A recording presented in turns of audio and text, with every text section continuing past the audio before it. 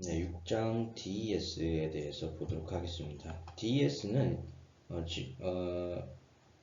현대 대칭키 암호에 대한 최초의 표준이다라고 할 수가 있어요. 현재는 이 DS 단독으로 사용하는 것은 안전하지 않다라고 판단이 돼서 우리가 7장에서 볼 AES라는 새로운 표준이 만들어지게 됐어요. 이 DES는 우리가 앞서 봤었던 페이스텔 네트워크 구조에 대해서 충분히 이해하고 있다라고 하게 되면은 이 장은 매우 쉽게 이해할 수가 있을 겁니다. 이 동영상 강의는 10월 9일 한글날 공휴일로 인한 대체 강의 영상입니다. 6장에서는 DS의 간략한 역사, 그리고 DS의 기본 구조, 구성 요소, 라운드 키 생성 과정, 그리고 DS에 대한 안정성 등에 대해서 살펴보도록 할 겁니다. DS는 대칭키 블락 암호로 미국 국립기술표준원 니스트에서 공표한 암호화 방식입니다.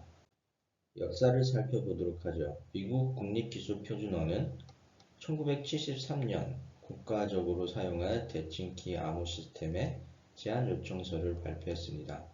그래서 이 요청서가 발표되면은 4개 표준이 되게 해주세요. 4개 표준이 되게 되세요. 또는 4개 표준이 되세요. 어떤지 기관, 조직 또는 기업 등에서 이 자신의 암호 알고리즘을 이 표준으로서 채택해 달라고 그렇게 이제 이제 신청서를 제출하는 거죠. 자, 이에 따라서 이제 루시퍼 프로젝트의 수정판인 IBM의 제안에 DS로 채택이 되었으며 DS는 1975년 3월에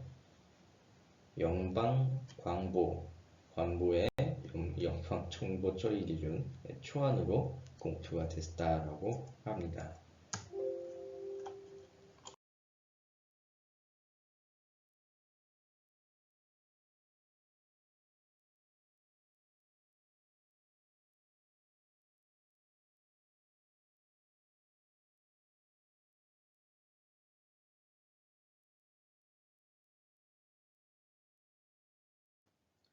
자, 일단 DES에서 초기 치환 그리고 최종 치환에 대한 취향표가 다음과 같이 알려져 있다라고 했습니다. 자, 그리고 그러나 이것이 각 DS에서 페이스텔 구조의 각 라운드에 사용되는 P박스나 X박스와는 다르게 암호학적으로 중요한 의미를 갖고 있지는 않아요. 자, P박스나 S박스 같은 경우에서는 암호화를 수행한 결과를 입력으로 받아서 확산이나 혼돈 효과를 극대화하는 데 영향을 미치는 것이 분명하지만 이 초기 취환 같은 경우에서는 단순히 평문의 위치를 재배치하는 것에 불과하죠. 암호문 중간에 이제 미들 텍스트를 입력값으로 받냐, 그렇지 않고 단순히 평문의 입력값으로 받냐라는 것은 차이가 큽니다. 자, 그래서 그러니까 이 초기 취환표나 최종 취환표는 평문과 암호문 사이의 관계, 그리고 여기서 또 키값도 활용되지 않기 때문에 암호문과 키값 사이의 관계를 알기 어렵게 하는데 아무런 기여도 하지 못한다라는 점이에요. 자, 그래서 이 DSS 초기 취환하고 최종 취환은 암호학적으로 중요하지 않습니다. 또 키값을 직접적으로 사용되지 않기 때문에 혼돈하고도 관련이 없고요. 또 두 개의 취환 단계를 왜 DS에 포함시켰는지 공개되지가 않았습니다. 다만 이 사람들이 추정하기에 소프트웨어적인 구현보다 하드웨어적인 구현을 유도하기 위한 것이 아닌가라는 것으로 추측을 하고 있어요. 왜 그러냐? 뭐 이것도 이제 뭐 제 생각인데, 일단 취향 같은 경우에서는 어느 정도 병렬 처리가 가능하죠.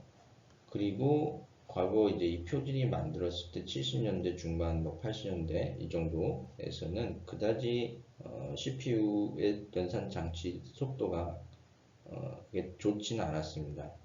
그래서 소프트웨어로 구현했을 때 이 DEX의 속도가 그다지 이 실용적으로 사용하기에 그다지 좋지 않았을 것이다라고 추정이 되고요. 뭐 당시 CPU도 이제 병렬 처리가 안 됐죠. 뭐 그런 것도 있고 그래서 필연적으로 하드웨어적인 구현을 유도하기 위해서 의도적으로 오버헤드로 작용할 수 있는 이런 초기 치환하고 최종 치환을 넣은 것이 아닌가라고 사람들이 추측을 하는 것 같아요. 초기 치환표를 이용하는 방식을 예제 6.1을 통해서 알아보도록 하죠. 입력값이 다음과 같이 16진수다. 0x 000이 000000001이네요. 이럴 때 초기 치환에 의한 출력값을 찾아라 라고 되어 있습니다. 얘는 이제 치환표가 필요하기 때문에 다음 슬라이드를 통해서 표를 보고서 어떤 값으로 치환되는지 살펴보도록 하죠. 자, 여기 평문 입력값 0002로 시작하는 거, 이것이 16진수니까 각각 4비트씩 총 16개 해서 64비트라는 거 다시 한번 확인해 보시고요. 여기서는 이 블락은 첫 번째부터 16번째 비트, 그리고 얘는 17번째부터 32번째, 얘는 33번째부터 48번째, 얘는 49번째부터 64번째까지의 비트에 해당이 되죠. 이진수로 바꾸면요. 그래서 0x000이 지금 그 값이 있는 부분만 따져야 되니까 0x000이 1에서 16번째 비트 쭉 살펴보게 되면은 이진수로 변환하게 되면은 0000, 0000, 0000, 0000, 10이 되겠죠. 자, 이 얘기는 15번째 비트 값을 찾아서 이 초기 치환표에서 어디로 이동하는지 보자라는 겁니다. 쭉 봤더니 15번째 비트가 여기 있네요.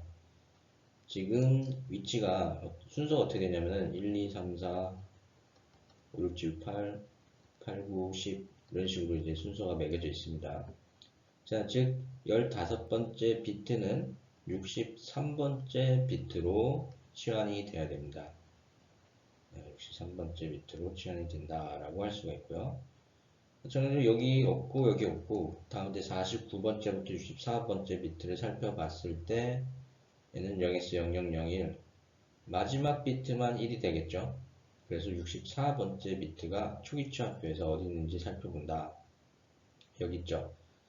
자, 그러면은 얘가 25번째 비트에 해당이 됩니다. 자, 즉 64번째 비트는 25번째 비트로 이동하면 돼요. 이 값을 그래서 다시 이 값을 16진수로 표현해주기 위해서 어떻게 되냐? 3번째 비트 1로 만들고 63번째 비트를 1로 만들고 25번째 비트를 1로 만들어서 얘를 다시 16진수로 바꿔줘야겠죠. 63번째 비트는 여기에서 얘가 1이 되는 거겠죠. 0x0002가 됩니다. 그리고 25번째 비트는 두 번째 섹션 블락에 해당이 되겠죠. 두 번째 블락. 얘는 17, 18, 19, 20, 21, 22, 23, 24, 25. 얘가 이제 1이 돼야겠죠. 그래서 0, 0, 8, 0이 되게 됩니다. 그래서 각각 취한된 16진수로 다시 취한해서 보게 되면은 요 값이 나타난다라고 할 수가 있습니다. 자, 다음 예제 6.2에서 이번엔 최종 치환표로 가지고 앞서 초기 치환표로 얻었던 이 값이 원래의 값으로 돌아가는지 최종 치환별을 통해서 확인해 보라는 건데, 뭐 이거 같은 방식이니까 안 해도 되겠죠. 그래서 뭐 두치함표가 역의관계라는 것을 확인할 수 있으면 됩니다. 자, 초기 치환하고 최종 치환은 서로 역의관계에 있는 단순 팁박스입니다. 두 치환은 DSA에서 암호학적으로 중요하지 않습니다. 자, 확산과 혼돈이라는 얘기 계속 하고 있는데, 이 치환표는 키값을 숨기는 역할을 하지 않죠. 그리고 입력값이 평문이에요. 암호문이 아니라 중간에 암호가 진행 중인 암호문이 아니에요. 그러면 그냥 단순히 평문의 위치를 바꾸는 것에 불과합니다. 이것은 확산, 혼돈, 그 어느 것에도 기여하지 못합니다. 그래서 암호학적으로 중요하지 않습니다. DS는 이 초기 치환하고 최종 치환 제외하고 중요한 이 확산과 혼돈 역할을 해주는 16번의 라운드 함수를 사용하게 됩니다. 자, 앞서 얘기했듯이 5장에 있었던 페이스턴 네트워크 구조를 잘 이해를 했으면은 이 DS의 구조를 쉽게 이해할 수 있어요. 왜냐? DS의 각 라운드 함수가 페이스턴 암호로 이루어져 있기 때문이에요. 예전같이 또 기억나실지 모르겠지만은 64비트를 분리를 하고 하나는 내려오고 나머지 하나는 함수의 입력값으로 사용되고 또 다른 입력값으로 키값이 사용된다. 그리고 그 결과가 이스콜시브 연산하고 이것이 그냥 내려가는 것이 아니라 위치를 서로 바꿔준다. 다음 라운드에서 이것이 반복이 된다는 점이죠. DS의 핵심은 바로 각 라운드에서 사용되는 DS 함수입니다. DS 함수는 다음같이 표시를 하죠. FRI-1 KI, 즉 현재 라운드가 I 라운드라고 하게 되면은 이전 라운드의 오른쪽 32비트 하고 그리고 현재 라운드 I에서의 키값 K를 입력값으로 해서 그 출력값을 얻어내는 함수다라고 할 수가 있습니다. 자, 그래서 라운드 함수의 내부 구조를 살펴보면 다음과 같아요. 자, 입력이 오른쪽 32비트 그리고 키 K 값이 들어가게 되고요. 이때 오른쪽 RI-1은 32비트에 해당이 된다라고 했었죠. 이것이 우리가 지난 장에서 봤었던 확장 P박스의 입력값으로 사용되게 됩니다. 자, 이 확장 P박스는 32비트짜리 이 오른쪽 32비트를 입력받아서 48비트로 확장을 해요. 그리고 이것을 48비트짜리 키 KI하고 이스클루시브와 연산을 수행하게 됩니다. 자, 왜? 그래서 확장 P박스의 목적은 분명하죠. 여기서 키값 K하고 동일한 길이를 만들어서 이스클루시브와 연산을 수행하기 위함이다 라고 보시면 돼요. 자, 그리고 추가적으로 48비트 출력이 8개의 S박스로 나눠져서 입력이 되게 됩니다. 자, 그래서 이제 그 결과는 32비트짜리 출력이 되고요. 또한 단순 P박스의 입력으로 들어가서 이 32비트짜리 출력의 배치들이 바뀌게 됩니다. 그것이 최종적으로 출력이 된다는 점이죠. 자, 뒤에서 이제 북코어에 대해서 볼 거지만은 북코어에서 이 확장 P박스, 암호화에서 이 확장 P박스를 사용했다라고 해서 북코어 측에서 이것에 대한 역함수가 필요할까요? 일단 이 질문 자체가 성립되지 않는 게 확장 P박스에 대한 역함수가 성립될 수 없다라고 했었죠. 성립이 될 수가 없다라고 했습니다. 없고 복화 단계는 암호화의 역순이라고 했지만은 이 함수가 발생시켜야 되는 이 복화 측에서 라운드 함수 F가 이 내부적으로 이것이 거꾸로 되지는 않습니다. 자, 예를 들면은 출력으로 시작해서 단순 핏박스, 그리고 S박스, 익스클루시브와 확장 핏박스 이런 순으로 가는 게 아니라는 거예요. 동일하게 복화 측에서도 오른쪽 32비트가 입력이 돼서 확장 핏박스, 엑스클루시브와 S박스, 단순 핏박스 이 과정을 거치게 됩니다. 자, 왜냐? 결과적으로 얘의 출력이 익스클루시브와 연산을 수행하죠. 왼쪽 32비트랑요. 자, 그래서 다시 돌아와서 생각해 보면은 동일한 왼쪽 32비트하고 동일한 출력을 발생시켜야 얘가 소거가 되면서 원래의 평문 비트가 나타날 수, 원래 이제 미들 텍스트나 평문 플레인 텍스트가 나타날 수 있다는 점이죠. 좀 이 얘기는 뒤에 복화 과정을 보면서 다시 한번 얘기해 보도록 하죠. 핵심은 라운드 함수 f가 내부적으로 복화 단계에서 거꾸로 가는 건 아니다. 출력값은 동일하다. 입력값도.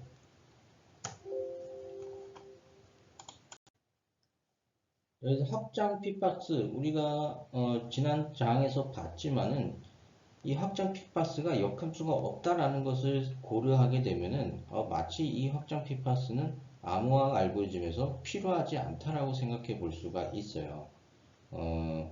예를 들어 역함수가 존재하지 않는데 이 확장 핏박스를 이용해서 원래대로 복화 과정에서 순서를 원래대로 만드는 역확장 핏박스를 만들기가 어렵다라는 거죠. 만들 수가 없다라는 거죠. 근데 이것이 그러면은 확장 핏박스를 쓰는 게 가능한, 왜 쓰냐? 그리고 또는 미드 텍스트나 플레인 텍스트의 일부가 손실되지 않을까? 그런 의문을 가질 수가 있습니다. 자, 그런 구조를 보면은 그렇지 않다라는 것이 확인이 돼요. 확장 핏박스하고 이것이 이후로 이제 X박스하고 이것이 이제 키값하고 48비트 익스클루시브의 연산을 수행해서 X박스 입력값으로 사용된다고 했죠. 그래서 이 과정을 전체적으로 훑어보게 되면은 이 확장 핏박스가 확장 핏박스가 목적이 무엇이고 이것으로 인해서 뭐 미드 텍스트나 플레인 텍스트에 내용이 손실되거나 그런 일은 없겠구나 라는 것을 쉽게 이해할 수 있을 겁니다. 자, 먼저 RI-1은 32비트 입력값이고 KI는 48비트 암두키이기 때문에 이 32비트 RI-1을 48비트 값으로 확장하는 것이 확장 핏박스의 가장 큰 목적입니다. 왜 R비트 오른쪽 비트의 길이에 맞추지 않고 왜 키의 길이에 맞추냐? 키가 길면 길수록 전사 공격이 어렵다는 매우 본질적인 이 암호화 알고리즘의 특성 때문이라고 보시면 돼요.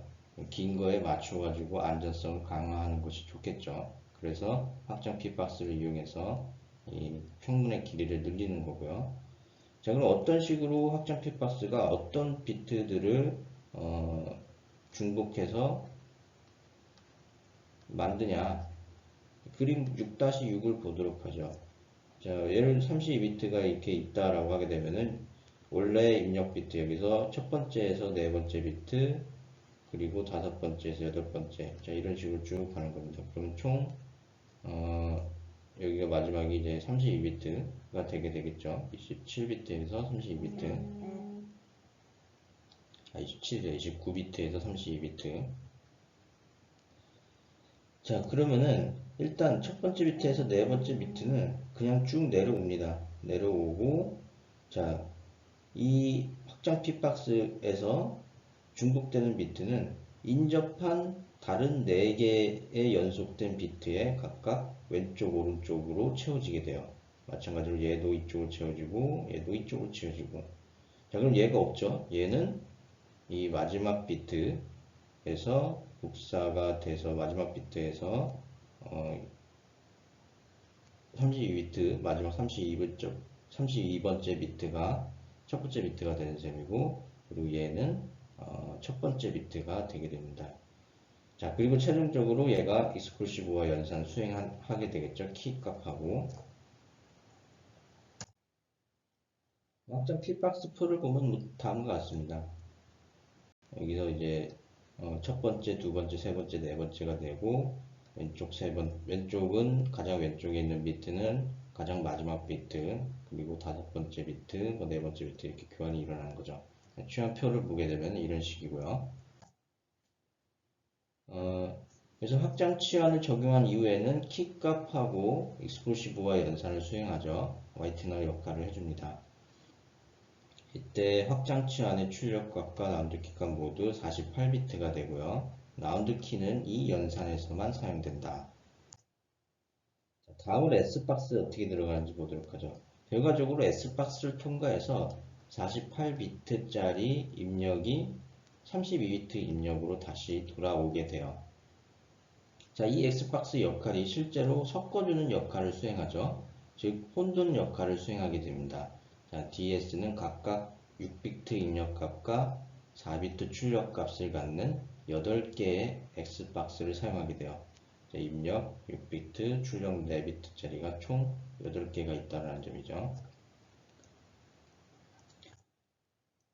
S박스 출력을 보면 다음과 같아요. 그래서 가장 왼쪽에 있는 비트, 사실상 우리가 확장 핏박스의 취한표를 받겠지만은 사실상 원래의 데이터는 물론 키 값을 거치지만은 원래 데이터가 위치한 곳은 이 두 번째 비트부터 다섯 번째 비트에 해당이 되고, 첫 번째 비트하고 여섯 번째 비트는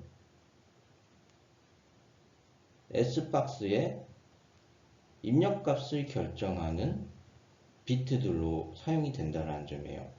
얘가 두 비트니까 가능한 케이스가 0, 1, 2, 3이 될 거고, 이쪽 4비트는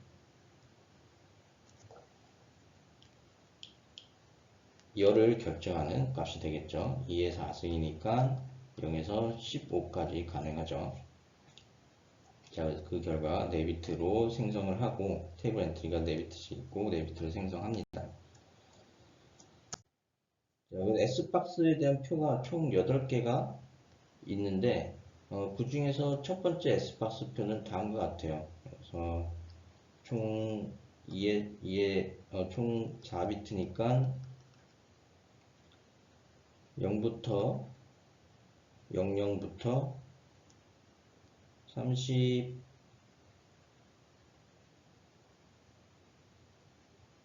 아니라 15까지 있겠죠. 15까지 있을 겁니다. 15까지 있는 값들 중에서 이 X박스 테이블에서 선택이 돼요. 그래서 X박스 테이블은 총 라운드함수 8개 X박스에 들어가니까 이런 표가 총 8개가 있다라고 할 수가 있습니다.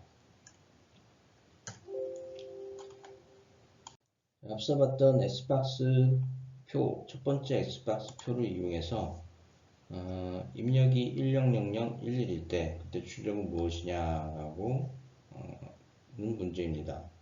자, 앞하고 LSB하고 MSB 두 개가 행을 결정한다라고 했었죠. 11입니다. 가운데 4개의 비트가 열을 결정합니다. 0001이니까 첫 번째가 되겠죠. 두 번째죠. 0번째부터 시작하면 첫 번째가 맞고 행 같은 경우에 0번째부터 시작하면 세 번째가 맞죠. 자, 그래서 01, 2, 3 해서 01 쓸 때 여기 표에서 여기에 있는 값이 찾아가지고 여기 있는 값을 찾으면 이제 출력이 해당이 되겠죠. 해당 출력이 되게 될 겁니다. 그 값을 이제 아까 표를 참조해서 얻으면은 3행 1열이고 10진수로 12입니다. 얘를 2진수로 표현하면은 8 플러스 4 플러스 0 플러스 0이니까 1100이 되겠죠. 자, 그래서 입력 110011은 출력 1100을 산출한다라고 할 수가 있습니다. S박스 8의 입력이 0000이다. 출력은 무엇이냐라고 되어 있는데, 뭐 강의 자료에 S박스 8이 없어요. 그냥 뭐 설명, 솔루션 보도록 하죠. 방식은 같아요. S박스 테이블 8이 주어지면은 00, 이 MSB하고 LSB하고 MSB 행을 결정하고 가운데로 열을 결정한다 했겠죠. 자, 그래서 영행 영열에 있는 값이 해당 값이 될 겁니다. 그 값이 1, 0일이다 라고 하네요. 네. 마지막으로 그 다음으로 이제 마지막으로 라운드 함수 F의 마지막 처리는 단순 p박스를 이용해서 미들 텍스트에 있는 값들의 위치를 바꾸는 기능을 하죠. 다음과 같이 이 취한표를 사용한다라고 할 수가 있습니다. 자, 그러면 이제 암호 알고리즘하고 복호 알고리즘에 대해서 보도록 하죠. 믹서와 스와퍼라는 것을 사용함으로써 16라운드를 갖는 암호 알고리즘과 복호 알고리즘을 만들 수가 있습니다. 첫 번째 접근법은 암호 알고리즘 그리고 복호 알고리즘에 대한 첫 번째 접근법은 이 복호 알고리즘이라는 것을 달성하기 위해서 마지막 라운드 함수를 나머지 라운드 함수들과 다르게 만드는 것입니다. 뭐 어떻게 다르게 하냐? 원래 수합을 하죠. 원래 수합을 하는데 마지막 라운드 함수에서는 수합하지 않고 믹서만 존재합니다. 자, 이것에 대한 첫 번째 접근 방법, 암호와 복호화에 대한 첫 번째 접근 방법은 마지막 라운드에서 수합을 하지 않는다는 점. 수합은 L하고 R, 오른쪽 L 32비트, 왼쪽 32비트랑 오른쪽 32비트를 바꿔가지고 다음 라운드를 넘겨주죠. 그것을 하지 않는다라는 겁니다. 자, 한번 보도록 하죠. 쭉 내려와요. 본래 라운드하고 라운드 사이에 수합을 항상 일으킵니다. 근데 여기서 수합하지 않습니다. 마지막 16라운드에서 수합하지 않고 최종 취한을 한 채로 수진 측에 보내게 돼요. 자, 그럼 최종 취한 한 다음에 초기 취한 하게 되게 되면은 이 상태가 되겠죠. L16, R16인 상태가 되겠죠. 자, 이때 R16이 라운드 함수의 입력값으로 사용되고 그때 동일한 키 16라운드에서의 키 K16도 두 번째 입력값으로 사용됩니다. 그리고 그 출력이 익스클루시브화 되게 돼요. 자, 이래야 원래 L16이 여기서 출력이 되게 되겠죠. L16이 아니라 L15가 출력이 되겠죠.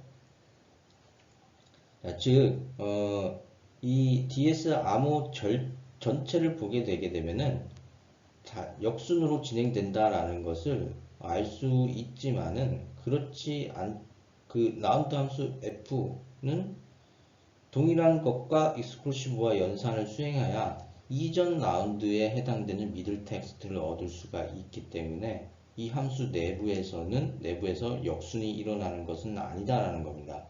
동일한 입력 그리고 동일한 출력을 얻어야 익스클루시브와 연산을 수행해서 원래의 미들 텍스트, 플레인 텍스트를 얻을 수가 있겠죠. 그 점을 주목해 주시면 돼요. 자, 그것이 가능하게 하기 위해서 마지막 라운드는 수합을 하지 않았다라는 겁니다. 수합을 했으면은 이렇게 이 구조로 갔을 때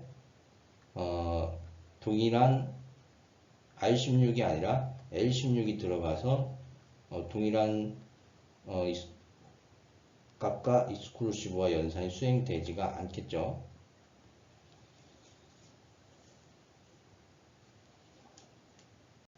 일단 그렇다는 점이고요. 이 DS 암호화 가정에 대한 의사 코드 전체를 보게 되면 이래요. 일단 초기 취한이 이 부분에 들어가게 되고요. 그리고 64비트짜리 평문을 받아서 32비트로 만들고 레프트 라이트로 분리하고 이런 것들이 이제 들어가게 되고요. 그리고 중간에 이제 믹서가 들어가게 됩니다. 라운드 키하고 라이트 왼쪽 오른쪽 블럭하고 섞는 역할을 해주죠. 그리고 다시 붙인 다음에 마지막으로 최종 취한하는 점, 이런 식으로 의사 코드를 작성할 수가 있어요. 그리고 각각도 살펴볼 수가 있습니다. 각각 함수에 대해서도 살펴볼 수가 있어요. 자, 다음으로 믹서에 대한 수도 코드를 보도록 하죠. 레프트 블락, 라이트 블락, 라운드 키 입력으로 봤고요. 이 중에서 라이트 블락이나 레프트 블락이 지금 48비트로 길이가 지정이 되어 있는데, 이것은 이 라이트 블락이 이 펑션 내에서 확장 핏박스에 의해 48비트로 확장되는 것을 고려해서 이렇게 공간이 32비트가 아닌 48비트로 설정되어 있다, 할당되었다라고 보시면 됩니다. 그래서 믹서에서는 오른쪽 32비트 블락을 대한 사본을 얻어서 임시로 T1에다가 저장해 놓는다라고 할 수가 있고요.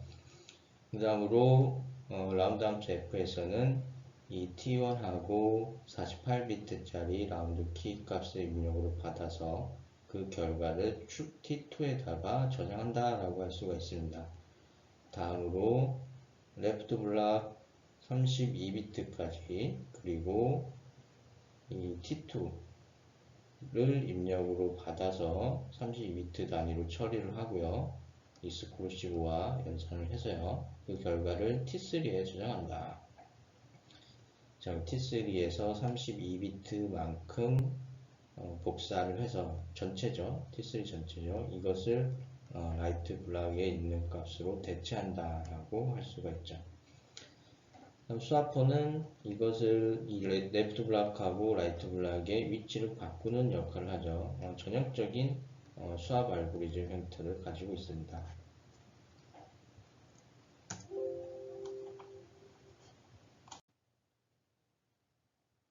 다음으로 믹서에서 라운드 함수 F의 절차를 보면 라운드 키 48비트, 그 입력 블락 32비트, 그리고 그 결과를 출력을 아웃 블락 32비트짜리로 저장하겠다라고 보시면 되죠.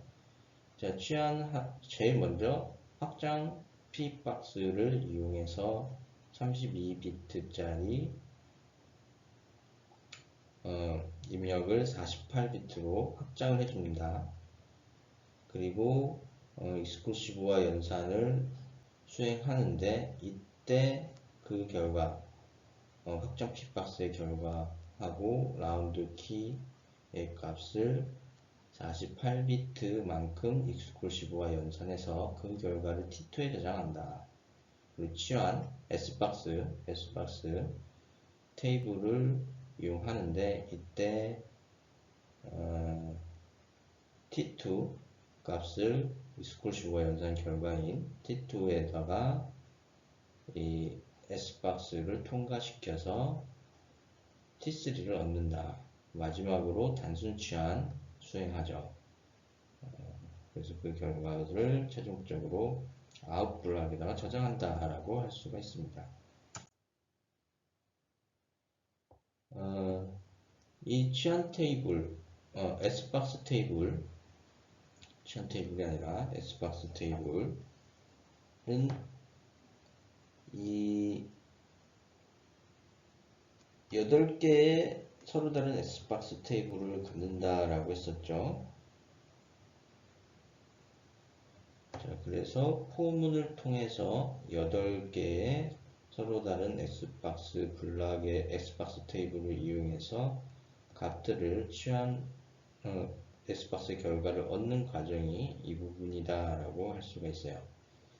먼저 이제 로우 값을 얻고 그 다음에 컬러 값을 얻는데, 로우 값은 입력한 6비트에서 이 LSB하고 MSB를 얻는 과정을 다음같이 이러한 인덱스를 통해 가지고 표현하고요.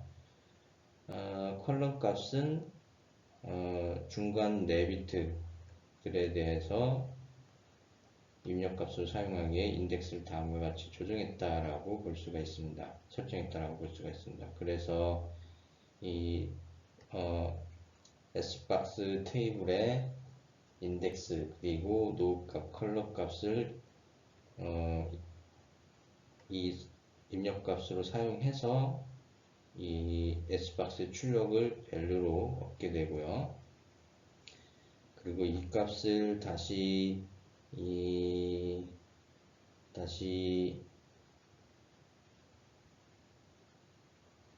이진수 형태로 얻기 위해서 자, 이렇게 모듈러 연산을 사용해서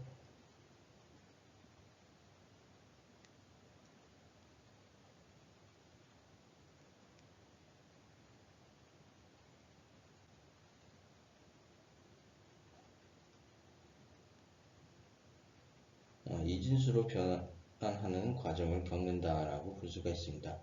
그래서 2의 3승, 2의 2승, 2의 1승, 2의 0승 자리에 해당이 되죠. 우리가 첫 번째로 살펴본 DES에서의 암호화 복호화 방식은 암호화의 마지막 라운드, 즉 16번째 라운드에서 왼쪽 32비트하고 오른쪽 32비트를 수합하지 않는 거였어요. 자, 그러나 마지막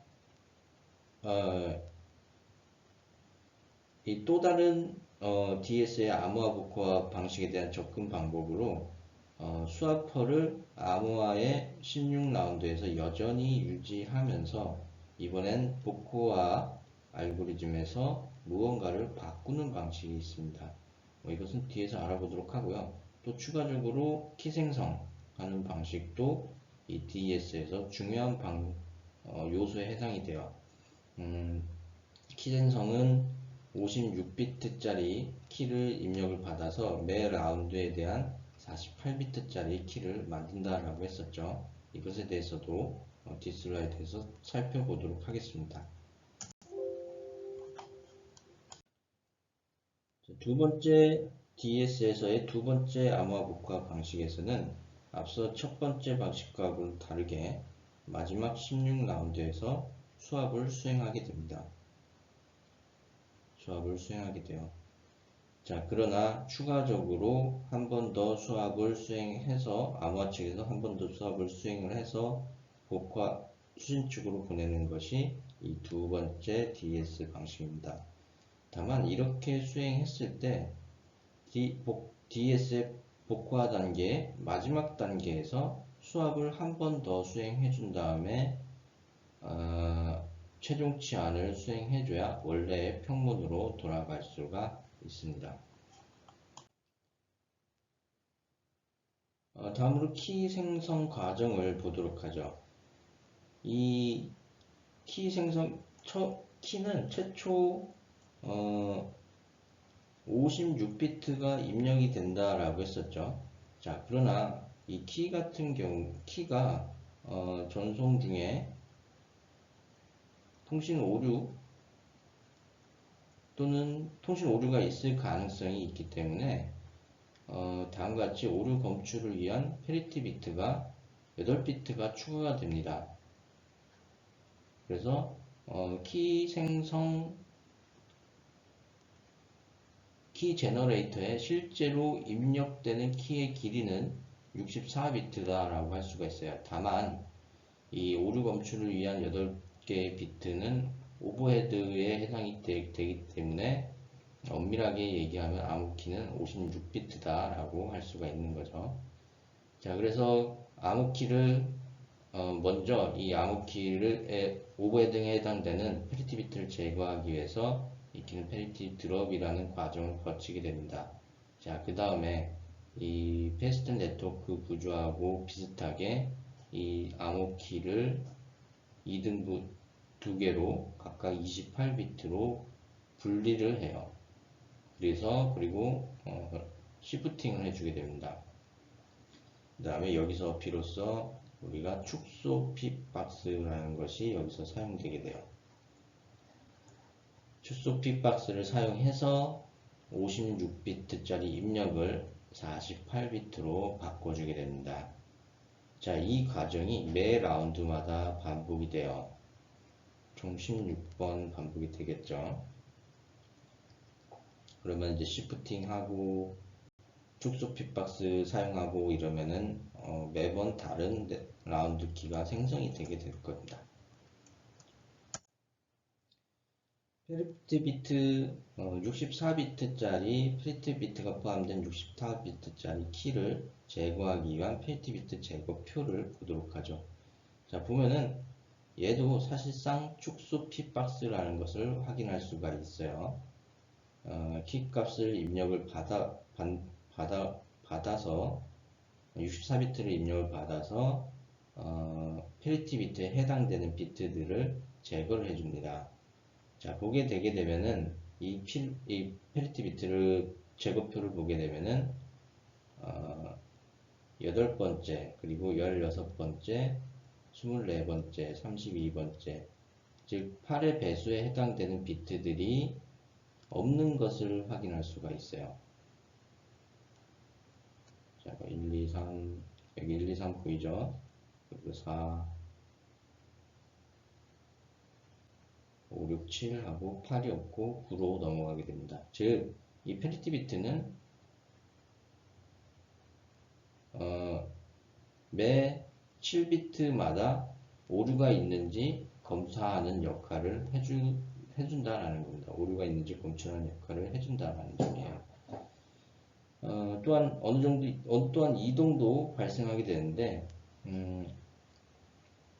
페리티 위치 또한 이제 변경이 되게 되겠죠. 이렇게 하게 되면은 57번째가 첫 번째가 되고 49번째가 두 번째가 되고 뭐 이렇게 된다는 점이죠.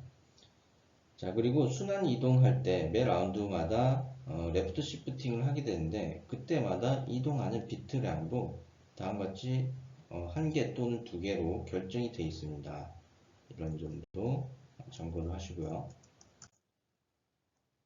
또한 키 축소표를 사용해 가지고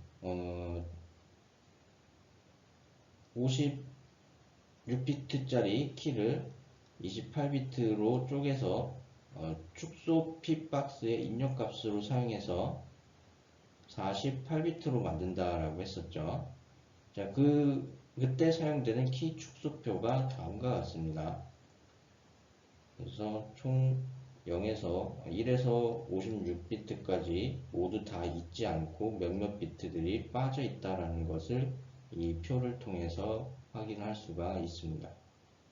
그래서 1번 첫 번째, 두 번째, 뭐 빠졌겠죠. 예. 라운드 키 생성을 위한 알고리즘을 수도코드로 표현하면 다음과 같아요. 먼저 사실상 축소 핏박스 역할을 해준다고 했었죠. 페리티 비트.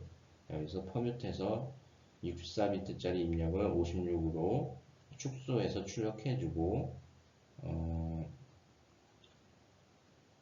또 다른 입력값으로 페리티가 있는 64비트짜리 입력값을 사용한다. 그리고 페리티 비트가 제거된 암호키를 사이퍼 키에 저장을 할 겁니다. 이때 참고하는 것은 축소 핏박스인 페리티 드랍 테이블이고요. 자, 그 다음에 이 사이퍼 키 값을 입력으로 받아서 56비트짜리를 28비트로 분할을 합니다. 그래서 레프트 키, 각각 라이트 키로 만들어주고요. 총 16라운드 동안 이것을 반복하면서 레프트 키, 시프트 테이블에 있는 얼마나 이동하냐에 따라서 이동해주고 라이트 키도 이동을 시켜줍니다. 그 다음에 얘들을 조합해서 레프트 키하고 라운드 키를 조합을 해서 56비트로 다시 만들어주고 이것을 프리 라운드 키라는 값에다가 저장을 해줘요. 이것이 결과적으로 축소 핏박스에 또 들어가게 되겠죠. 자, 그래서 56비트짜리 받아서 48비트로 출력을 해주는데 얘가 그때 이제 라운드 키가 입력이 그때 출력이 라운드 키가 된다라는 점이죠. 라운드 키 생성을 위한 시프트 레프트 알고리즘은 전형적인 블락 입력 28비트 입력을 받아가지고 몇 개를 시프트 할 건가에 대한 전형적인 알고리즘입니다. 예제 6.5를 통해 가지고 평균 블록과 키를 랜덤하게 선택한 다음에 16진수 형태의 암호 블록을 만들어야 되는데 사실상 이 정도면은 지금 손으로 하면은 엄청 오래 걸려요. 어, 이 문제는 뭐 그렇게 명시적으로 돼 있지 않은데 지금 앞에 수도 코드들이 쭉 있었죠. 수도 코드들이 쭉 있는데 얘를 이용해 가지고 프로그래밍 했을 때 이 플레인 텍스트가 얘고 키가 얘라고 했을 때 암호문이 이게 나오냐 뭐 나는 거 이런 것들을 확인할 수 있으면은 검증이 된다라고 뭐 할 수 있는 그런 검증이 된다라고 얘기할 수 있다라는 거죠. 그래서 뭐 여러분 관심 있으시면은 한번 직접 코딩을 한번 해보시고요. 어, 뭐 DS의 전반적인 구조를 상세하게 이해하는데 이, 이 프로그램을 해보는 게 도움이 되긴 하겠죠. 플레인 텍스트가 얘고 최초 치안 값이 얘고 최초 치환했을 때 값, 그리고 분리했을 때 왼쪽 30, 오른쪽 30 분리했을 때 라운드 1을 거치면 이렇고 그때 라운드 키가 이렇다. 그래서 쭉 해서 나와 있습니다. 최종적으로 암호문이 이렇다. 이렇게 보시면 될 것 같아요. 예제 6.6 보도록 하죠. 수신자인 밥이 어떻게 동일한 키를 사용하는 앨리스로부터 받은 암호문을 해독할 수 있는지 보자.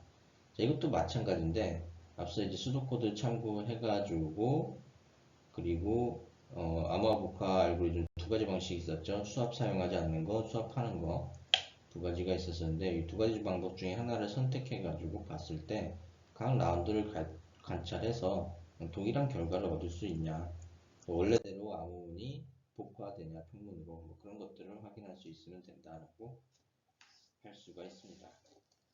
DS에 대해 그러면 이제 분석을 좀 시도해 볼. 6-3은 DS에 대한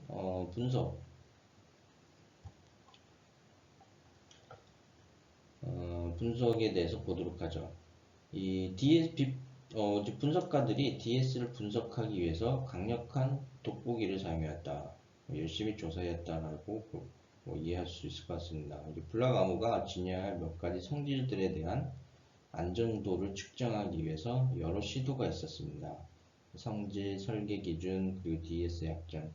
DS는 오늘날 이제 안전하지 않다라고 판단이 됐기 때문에 AES라는 새로운 대칭키 암호 알고리즘의 표준이 만들어졌어요.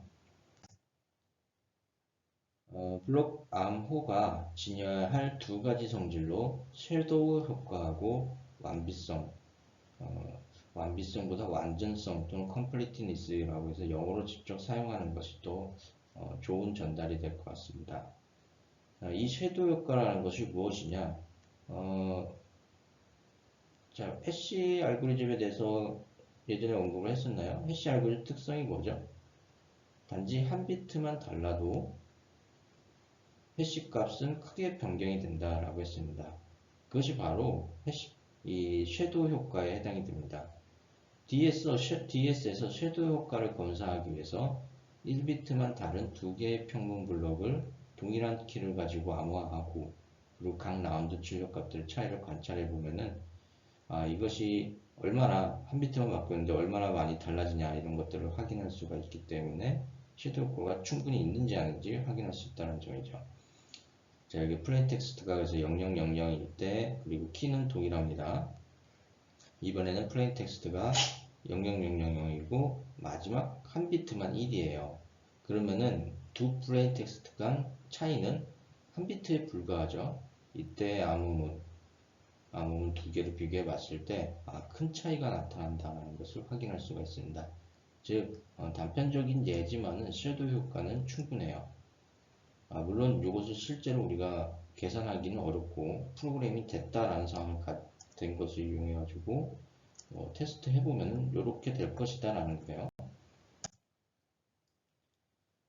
이어서 두 개의 평문 블록이 가장 오른쪽의 비트만 다를지라도 암호문은 29비트가 다름을 알 수 있다. 그리고 이것이 평문의 약 1.5%가 변하는 것은 암호문에서 약 45%의 변화를 만들어낼 수 있다는 것을 의미를 해준다라고 또 정량적인 분석도 가능합니다. 표 6.7 이하의 표 6.7은 각 라운드에서 발생하는 변화를 보여줍니다. 그리고 세 번째 라운드에서 이미 상당한 변화들이 생긴다는 것을 알 수가 있어요. 자, 이제 두 개 비교해 봤을 때 첫 번째 라운드에서는 한 비트만 차이 나고 두 번째에서는 6비트, 세 번째에서는 20비트, 그리고 네 번째 29, 30. 자, 이런 식으로 해서 섀도우 효과가 충분히 발생한다라는 것을 확인할 수가 있다는 거죠. 컴플리트니스 완비성 또는 뭐 완전성 효과는 충분하냐? 완전성 효과는 암호문의 각 비트는 평문의 비트들에 의존할 필요가 있다라는 것을 의미해 줍니다. DS에서 P박스 그리고 S박스에 의해서 야기된 확산과 혼돈이 매우 강한 완비성 효과를 보여줄 수가 있죠. S박스는 각 라운드로부터 그 다음 라운드까지 혼돈과 확산 성질을 만족하게끔 설계가 되어 있습니다. 이 값이 여기다가 S박스를 통과하게 되면은 평문과 암호문의 관계, 암호문과 키과의 관계가 점점 알기 어려워지는 거죠. 그리고 P박스는 동시에 이 비트들을 확산시킨다. 위치를 바꾸면서 평문과 암호문과의 관계를 유추하기 어렵게 만든다는 거죠. 또한 라운드 수를 증가시켜요. 라운드 수를 복수로 돼요. DS는 각 라운드가 페스텔 암호인 16개의 라운드로 구성이 된다. 8라운드 이후에는 각 암호문이 모든 평문 비트와 키 비트의 함수임이 증명이 되었다라고 합니다. 이 말인즉 평문을 입력으로 받아 암호문을 출력하는 랜덤 함수인 것처럼 보인다는 거죠. 그래서 그럼 8라운드면은 충분하다라고 할 수가 있는데 이 수학 8라운드라고 하면은 이 부분이 이제 증명이 됐기 때문에 충분하다라고 할 수 있지만은 좀 더 안전하게 하기 위해서 이거의 2배인 16라운드까지 설정했다라고 이제 뭐 볼 수가 있습니다. 그렇다고 해서 무한하게 증가시키는 것은 오버헤드를 암호의 처리 속도를 늘려서 암호가 처리해야 되는 것들이 이제 증가하기 때문에 처리 속도가 증가하는 문제가 생길 수가 있겠죠. 자, 그렇다면 DES가 어떤 취약점을 갖고 있기 때문에 새로운 표준인 AES라는 것이 등장했을까요? 지난 몇십 년 동안 분석 암호 해독자들에 의해서 DES의 몇 가지 취약성이 찾아냈습니다. S박스, P박스의 약점 뭐 이런 것들을 봤는데 앞서 우리가 지난 5장에서 페스텔 구조를 다뤘을 때 선형 분석하고 차분 분석에 대한 간단한 상황에서 선형 분석하고 차분 분석으로 인해서 암호가 해독될 수 있는 상황을 알아봤어요. 사실 이 DES는 우리가 살펴봤던 선형 분석, 차분 분석의 상황보다 훨씬 더 복잡하기 때문에 이 DES에 대한 선형 분석, 차분 분석은 좀 굉장히 어려운 조건이고요. 뒤에서 얘기할 거지만은 그것에 대해서는 좀 교재에 관심 있으신 분은 교재 이제 부록을 참고를 해서 선형 분석, 차분 분석, DES에서 어떻게 이루어지는지 그 따로 살펴보시면 될 것 같고 어쨌든 패스텔 네트워크 구조에 DES가 기반하기 때문에 이 선형 분석, 차분 분석이 가능하다라는 사실에만 일단은 초점을 맞춰 주시면 될 것 같습니다. 그리고 알아보지 않았던 거, 이 키의 약점, 키 길이가 충분히 길지 않다라는 문제가 있고 또한 취약키라는 것이 존재하는 문제도 있어요. 취약키가 뭔지 보도록 하죠.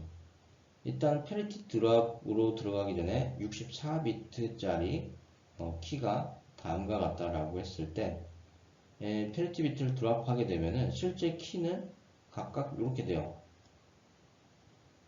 페리티 비트를 드랍하게 되면 이렇게 돼요. 랜덤한 특성을 보여야 되는데 다음과 같이 일정한 패턴을 갖는 것처럼 보이게 됩니다. 그러면 취약키를 사용했을 때 DS에서 어떤 문제가 발생하는지 예제 6.8을 통해서 확인해 보도록 하죠. 이번에는 암호화 복호화를 수행하는 것이 아니라 암호화를 연속해서 두 번 사용하는 경우에요. 이때 키를 취약키를 사용한다는 점이죠.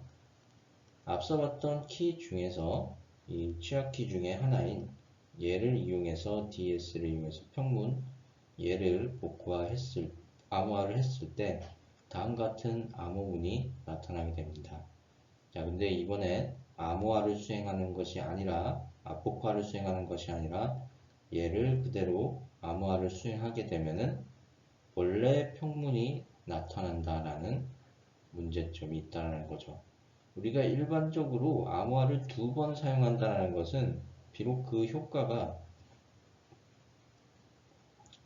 그다지 크지는 그 효과가 즉 확산이나 혼돈 효과 또는 쇄도 효과, 완전성 효과가 크지는 않을지라도 자, 이런 식으로 원래 평문이 된다라고 하게 되면은 암호화를 수행하지 않은 것과 동일하기 때문에 문제가 된다는 점이죠. 특별히 이 취약키라고 알려진 키들이 이러한 문제들을 발생시킵니다. 자, 그림으로 다시 표현하자면은 64비트짜리 평문을 취약키를 사용해서 연속 DS를 사용해서 연속 두 번으로 암호화했을 때 원래 평문이 나타난다는 점. 암호문 또한 마찬가지로 원래의 암호문이 나타난다는 점이 바로 이 취약키가 가지고 있는 DS의 문제점이에요. 자, 이어서 준취약키라는 것도 존재해요. 이 준취약키는 각각의 키도 갖고 있는 문제도 있지만은 자, 다음과 같이 이 한 쌍에 준취약키라는 것도 존재하게 돼요. 이 쌍들의 준취약키를 이용해서 암호화를 얘를 암호화, 그 다음 두 번째 암호화 이렇게 수행했을 때 앞서 봤던 취약키하고 동일한 문제가 발생을 하게 됩니다. 총 6쌍의 준취약키가 알려진 것이고요. 이 표를 통해서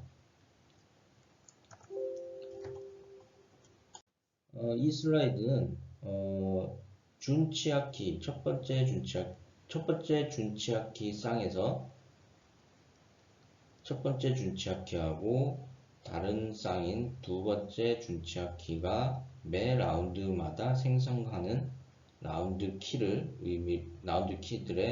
시퀀스들을 쭉 보여주고 있어요. 자, 보시면은 우리가 매 라운드 키마다 기대하는 라운드 키는 완전한 랜덤한 특성을 갖는 형태, 즉 적어도 매 라운드가 다른 키여야 되는데, 자, 지금과 같이 몇 개의 키로 한정이 돼서 나타나는 것을 확인할 수가 있습니다. 즉, 준 취약키를 사용하게 되면은 매 라운드에 대한 키가 2개에 불과해요. 2개의 유형으로 밖에 나타나지 않아요. 또 다른 라운드 키, 같은 쌍인 준 취약키를 사용했을 때 이 경우에도 마찬가지입니다. 2개의 유형으로만 나타나게 돼요.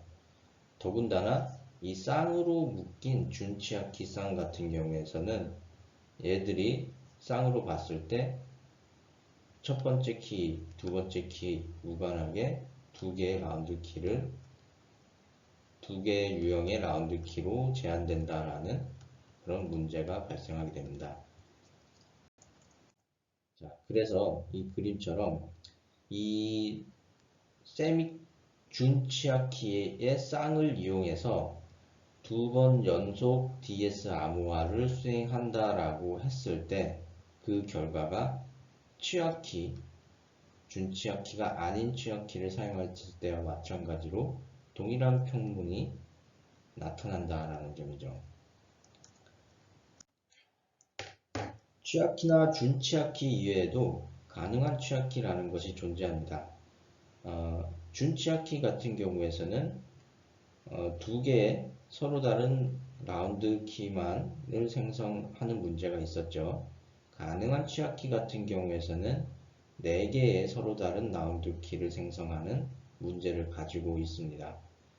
자, 그래서 이 취약키, 준취약키 또는 가능한 취약키를 임의로 선택할 확률은 얼마나 될까요? 그 확률은 그다지 높지 않습니다. 자, 일단 DES는 2의 56개의 원수로 이루어진 키 집합을 가질 수가 있죠. 왜냐? 56비트짜리 키의 길이가 56비트이기 때문이죠. 그리고 취약키 같은 경우에 총 4개가 알려져 있고, 준취약키 총 6쌍이니까 12개죠. 그 다음에 가능한 취약키 같은 경우에 총 48개가 알려져 있습니다. 따라서 이런 키들이 선택될 확률이 2의 56승분의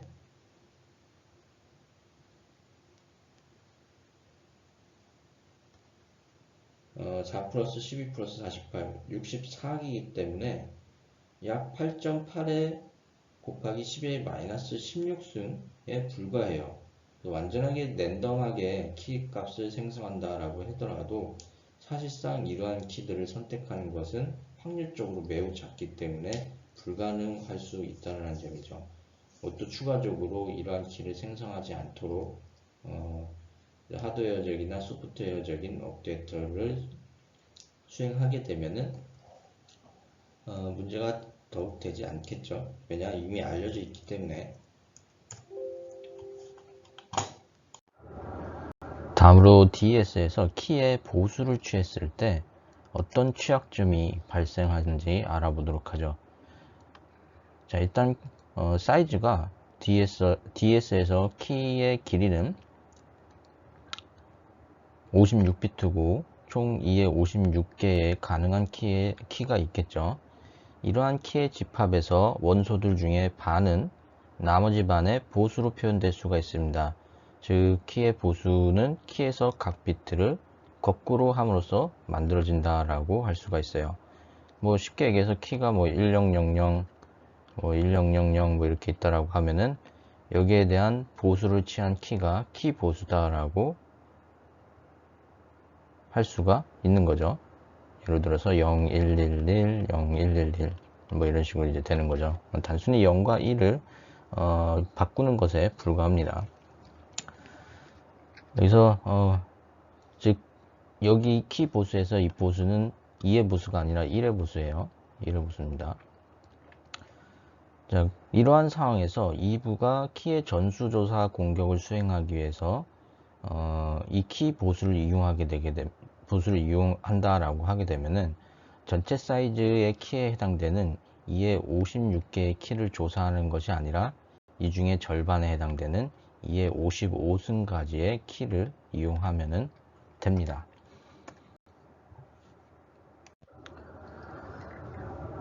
이것이 어떻게 가능하냐, 어떻게 도청자 2부가 탐색해야 되는 키의 수를 반으로 줄일 수 있냐. 그 이유는 DES에서 키 보수와 관련돼서 다음과 같은 특성이 존재하기 때문입니다. 일반적으로 이를 DS 알고리즘이라고 하고 키값 K, P를 입력값으로 넣었을 때 암호문 C가 나타나게 되죠. 자, 그렇지 않고 평문하고 키값을 각각 보수를 취한 다음에 이것을 DS 알고리즘의 입력값으로 사용했을 때 그 결과 암호문 C가 나오는데, 이것이 원래의 암호문 C의 보수를 취한 것과 같은 결과를 얻을 수 있다는 점이죠. 자, 정리하자면 키와 평문에 모두 보수를 취해서 암호한다. 그러면 원래의 암호문의 보수인 암호문을 얻을 수 있다는 점입니다. 그래서 2부는 모든 2의 56승계의 가능한 키들을 검사하지 않고 어떤 특정 키에 대해서 암호문을 얻었다라고 하게 되면은 굳이 얘를 이 다른 이 키를 보수를 취한 다른 키에 대해서는 얘를 굳이 DS 알고리즘을 돌리지 않고 암호문에 대한 보수를 얻어서 이 키가 유효한지 아닌지 확인할 수 있다는 점이죠. 좀 더 부연 설명을 하자면은 선택 평문 공격이나 알려진 평문 공격을 가능한 상황에서 이 도청자 2부는 암호문 C하고 평문 P의 쌍을 얻을 수가 있죠.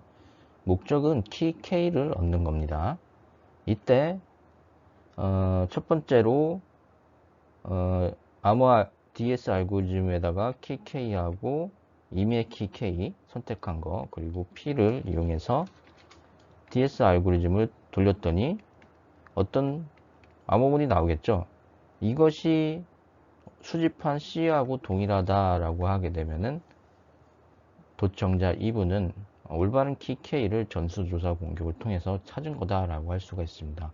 자, 근데 굳이 이렇게 하지 않고 또 다른 키쌍인 보수 키를 에 대한 것은 굳이 DES로 돌리지 않더라도 여기에 해당되는 암호문에 대한 보수 C 값을 얻을 수 있다는 점이에요. 얘를 다시 보수로 취하게 되면은 원래 평문이 되겠죠. 자, 그래서 이런 식으로 또 다른 보수에 해당되는 키에 대한 조사를 DS 알고리즘에 직접 대입하지 않아도 얻을 수 있다는 점입니다. 연산량은 직접 측정해 보지 않았지만은 DS를 이용하는 것보다 자, 이렇게 보수를 2번 정도 취하는 것이 훨씬 더 연산량이 당연히 적을 거예요. 예제 6.10을 통해 가지고 보수 키들에 대한 성질을 조사해 보도록 하죠. 자, 여기 6.20 표가 있습니다. 만약에 여러분들이 DS 알고리즘을 구현했다라고 하게 되면은 키하고 이거에 해당되는 보수 키를 입력했을 때 그리고 평문하고 평문에 대한 보수를 입력했을 때 암호문과 각각 암호문의 보수가 출력으로 나타나게 될 겁니다. 자, 여기서 이제 오리지널 키는 1, 2, 3, 4가 반복되는 패턴이죠. 이거에 대한 보수, 얘 이제 16진수죠, 각각. 그러니까 1에 대한 보수 2, 2에 대한 보수 t 이런 식으로 쭉 정리가 되어 있습니다. 마찬가지로 평문, 그리고 평문에 대한 보수, 그리고 암호문에 대한 보수 이런 식으로 있다라는 거죠. 그래서 뭐 DS 알고리즘에 얘를 입력했을 때 이런 결과가 동일하게 나타난다라는 것을 확인할 수 있다라는 것을 이 예제를 통해서 볼 수가 있어요. 자, 그래서 얘에 대한 것을 다시 보수로 취하게 되게 되면은 또 얘가 될 거기 때문에 키가 유효한지 아닌지 확인할 수 있다라는 점이죠.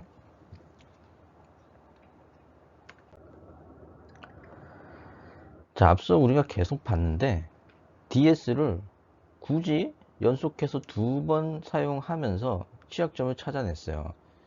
일단 DES가 그런 일을 왜 했냐면 일단 DES가 취약하다라고 알려진 결정적인 이유는 바로 DS에서 사용되는 키의 길이가 충분하지 않다라는 점이에요. 충분히 길지 않다. 자, 그러한 상황에서 DES를 연속적으로 사용해서 마치 키의 길이가 증가하는 효과를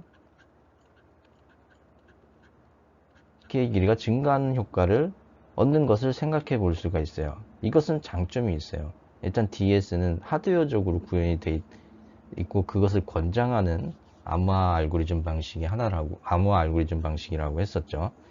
자, 그러면은 DS의 하드웨어로 구현된 내부적인 동작들을 변경하는 것은 어려울 거고 단순히 DS를 반복하는 것은 하드웨어적으로 구현하는 것이 훨씬 더 용이할 겁니다. 또한 추가적으로 따라서 이제 DS를 2중으로 연결하고 뒤에 볼 이제 3중으로 연결하는 거 이런 것들이 이제 등장하게 됐고요. 키 길이에 대해서 추가적으로 언급하자면은 현재 이용 가능한 기술력, 컴퓨팅 파워 그리고 병렬 처리 방식을 통해서 DS에 대한 전수 공격은 현실적인 시간 내에서 가능한 것으로 또한 알려져 있어요. 자, 그래서 두 가지 해결책이 있습니다. 하나의 해결책은 DS를 폐기하고 새로운 알고리즘을 설계하는 것이에요. 이것이 바로 AES에 해당이 됩니다. 또한 우리가 지난 장에서 봤었던 차분 공격, 선형 공격 같은 것들이 페이스텔 네트워크 구조가 갖는 것으로부터 비롯되기 때문에 이 AES는 페이스텔 네트워크 구조를 아예 사용하지 않고 폐기하고 완전히 새로운 구조로 대칭 암호를 설계를 합니다. 두 번째 해결책은 앞서 얘기한 것과 같이 여러 개의 키를 가지고 DS를 연속해서 사용하는 방식이에요. 대체로 자, 그래서 다중 DS가 그러한 개념이 해당이 되고 이중 DS 같은 경우에서는 키 길이가 증가하는 효과가 충분하지 않다라는 문제가 밝혀져서 사용하지 않고 3중 DS를 사용하게 됩니다. 자, 몇 차례 언급한 부분인데 만약에 암호화 알고리즘이 치환군이다 또는 군이다 라고 하게 되면은 특히 치환군에 대해서 이 치환군에 기반한다 라고 했을 때 암호화를 연속적으로 수행하는 것은 다른 치환군의 다른 요소로 대체하는 것에 불과하기 때문에 암호의 안정성을 강화하는데 아무런 효과가 없다라고 했어요. 자, 그래서 2중 DS, 3중 DS와 같이 DS를 연속적으로 사용하는 경우에 대해서 이 DS가 군인지 아닌지 먼저 판단해 볼 필요가 있어요. 군이다라고 하게 되면은 연속해서 사용하는 것은 의미가 없다라는 거죠. 뭐 이게 예를 들어 함수의 합성 이렇게 연속적으로 사용하는 거죠. 자, 그래서 키를 여러 개 사용해 가지고 암호화를 수행했지만은 군 내에 또 다른 키 하나를 사용해서 단순히 한 번 암호화하는 것과 차이가 없기 때문에 이 군이라고 하게 되면은 합성, 즉 연속적으로 암호화를 수행하는 것은 의미가 없다라는 점입니다. 자, 어쨌든 DS는 군이 아니에요. DS는 군이 아니다라고 알려져 있고요. 따라서 DS를 연속적으로 사용했을 때 키 길이가 증가하는 효과를 얻을 수가 있어요.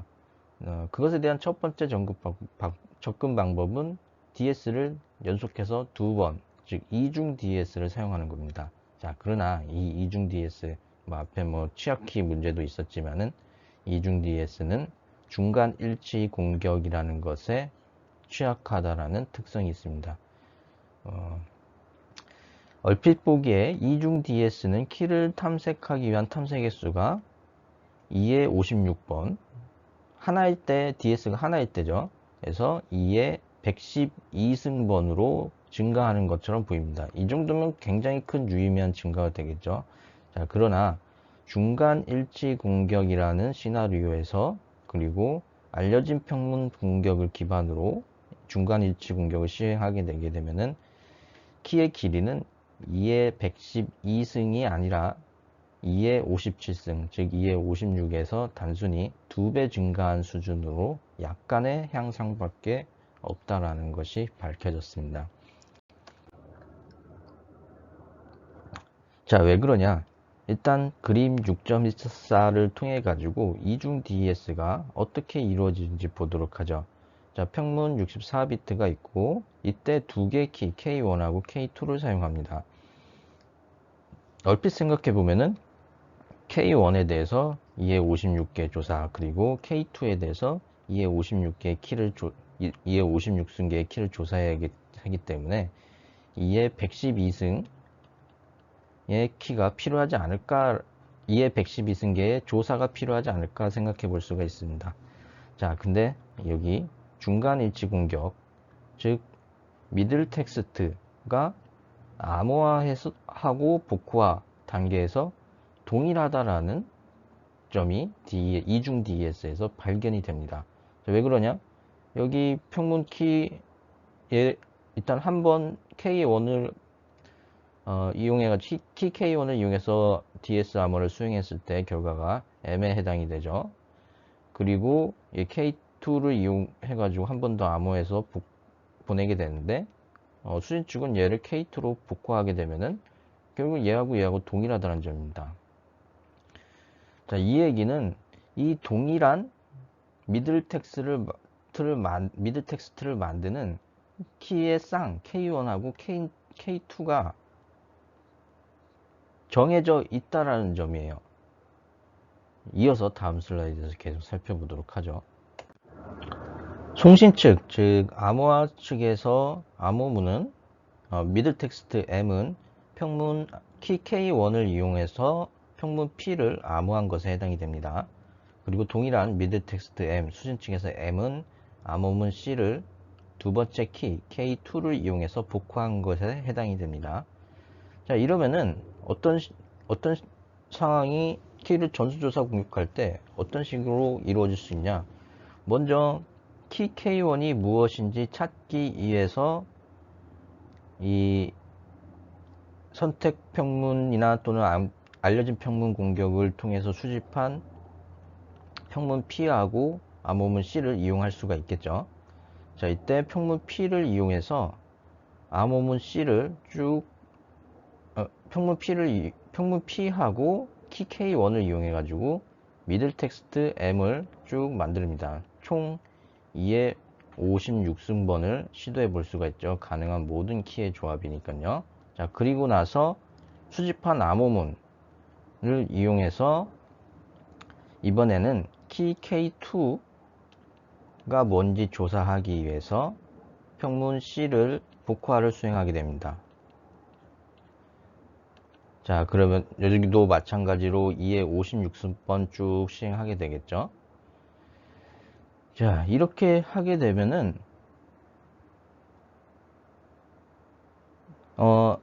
암호화 했을 때 하고 K1을 이용해서 암호화 했을 때 M하고 K2를 이용해서 복화할 때 하고 M하고 동일한 값을 만들게 하는 K1, K2 조합이 나타난다는 거죠.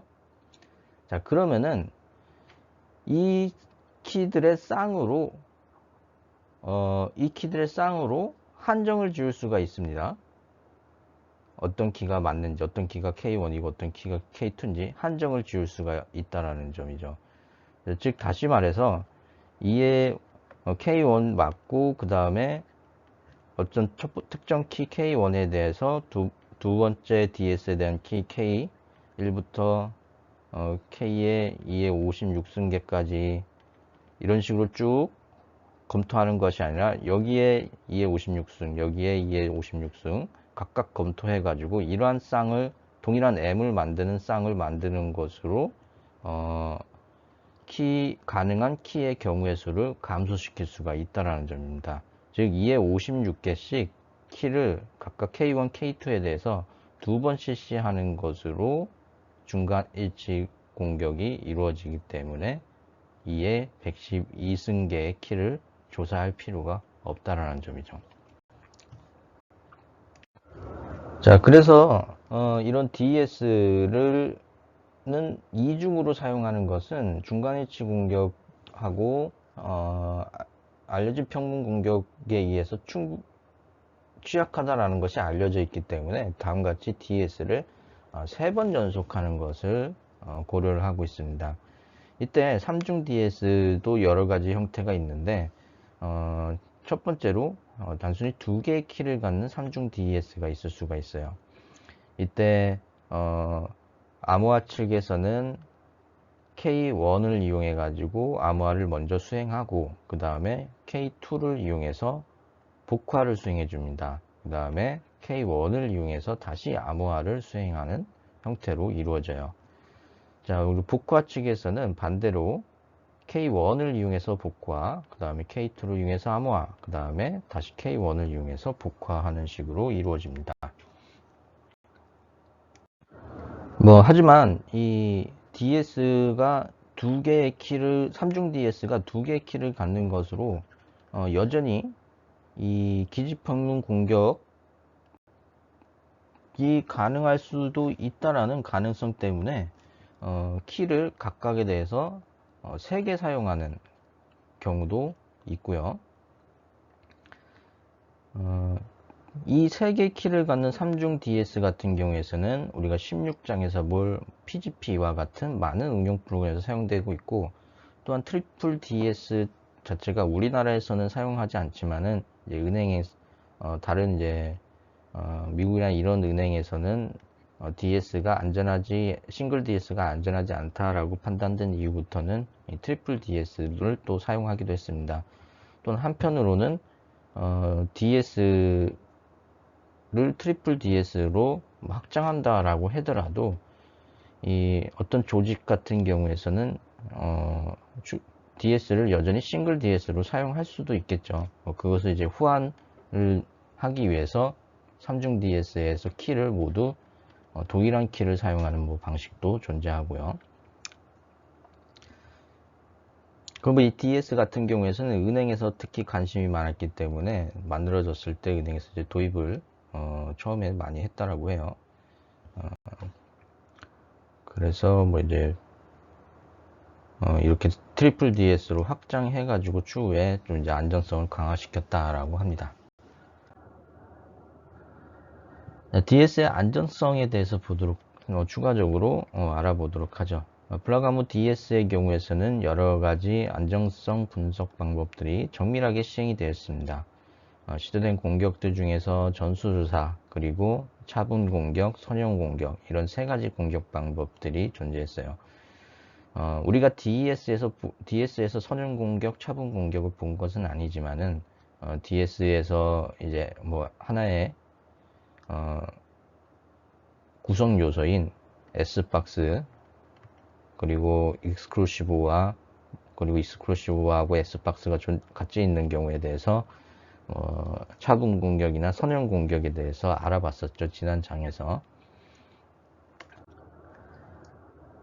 자, 일단 전사 공격 같은 경우에서는 DS가 짧은 길에 암흑키를 사용한다는 취약성 때문에 그리고 키 보수 성질을 이용하게 되면은 가능한 전사 공격을 또 감소시킬 수가 있었죠. 그래서 이 DS를 트리플 DS로 확장했다.